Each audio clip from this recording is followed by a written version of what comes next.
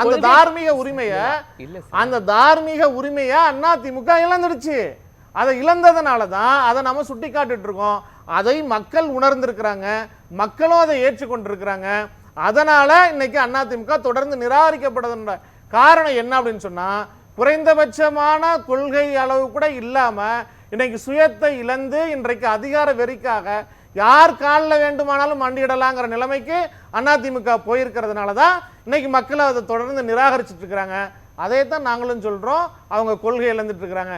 சரி, உங்களுக்கு முத்தலாக்ல என்ன நிலைப்பாடு, சிஏஏ என்ஆர்சியில் என்ன நிலைப்பாடு, வக்ஃப்ல என்ன நிலைப்பாடு, இதெல்லாம் வரும்பொழுது நீங்க என்ன பேசிட்டு இருந்தீங்க?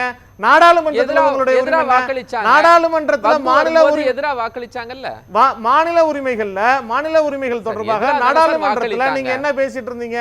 தமிழ்நாட்டில் சட்டமன்றத்தில் தீர்மானம் நிறைவேற்றுறப்ப என்ன பண்ணிட்டு இருந்தீங்க? இப்படி பல கேள்விகள் தொடர்ந்து இருந்துட்டு இருக்குது. கொள்கை ரீதியாக அதிமுக தங்களுடைய கொள்கைன்னு எந்த இடத்துலயும் அவங்க மாறுதட்டிக்க முடியாது, திராவிட இயக்கம்னு உரிமை கொண்டாட முடியாது.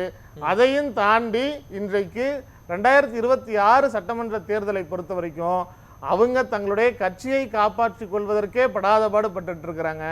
அதெல்லாம் தாண்டி தான் தேர்தல் களம், அரசியல் களம் அப்படிங்கிற நிலைமைக்கு வரணும். அப்படி வரும்பொழுது நம்ம பார்த்துக்கலாம்.